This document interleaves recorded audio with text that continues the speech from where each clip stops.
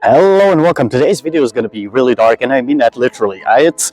It's cold, it's negative 10 degrees outside here, and it's pretty dark, and I hate it. I hate it, but it ties into the reason why I'm making this video and what this video is all about.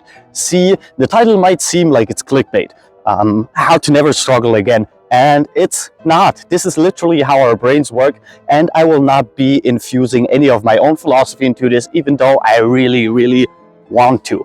The way to never ever struggle again in your life is to always struggle, which sounds like a paradox when you think about it, but it is not, because there is this structure in your brain called the Anterior Mid-Cingulate Cortex. It's basically the seat of your willpower. Whenever you do something that you do not enjoy doing, like for instance, you hate going jogging, but you do it anyway, or you hate the cold outside, but you still go outside anyway because you need to get your steps in, well, that strengthens this part of your brain, which in turn increases your willpower. The more often you do stuff that you do not enjoy, the stronger this structure in your brain gets. The problem with that means that the only way to develop more willpower is to do stuff that sucks, which means to struggle. The only way to not struggle again, to have more willpower so you can do stuff, is to struggle all the time. Because as soon as you start enjoying what you're doing, well, your anterior mid-cingulate cortex,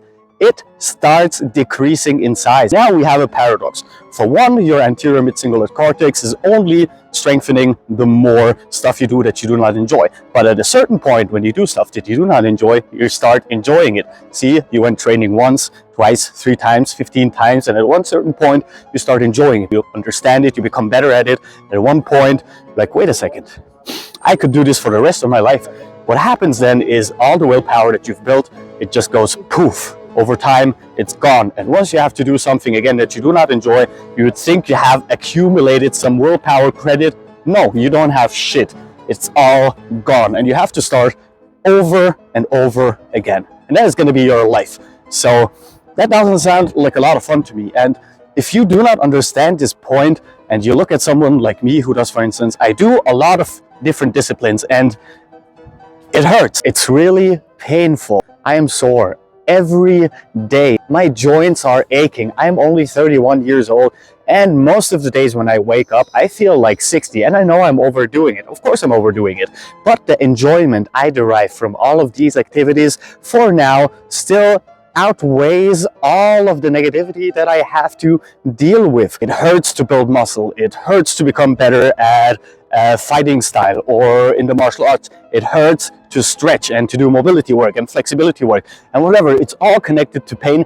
But the thing is, I enjoy it. It does not require too much willpower, or any willpower at all for that matter, to do it. You only get stronger in that regard when you start doing stuff that you do not enjoy, which basically means that you're gonna have a really bad time coming towards you if this is your goal. And that, my friends, is where repetition comes in. Because you know what? You don't have to struggle all the time. You can struggle for a short time, because as I said before, if you do something again and again and again and again, chances are over time you're going to start enjoying it.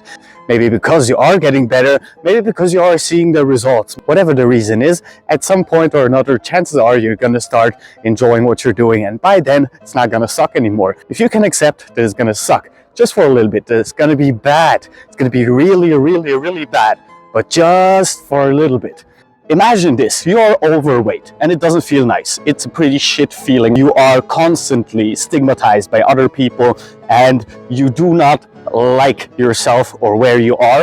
It already sucks. You're already struggling. You're already not enjoying yourself. So if there is one thing that you can learn from this, is that even if you don't do the shit that you hate, you are still gonna be in a place that you do not enjoy. So what's the harm to do?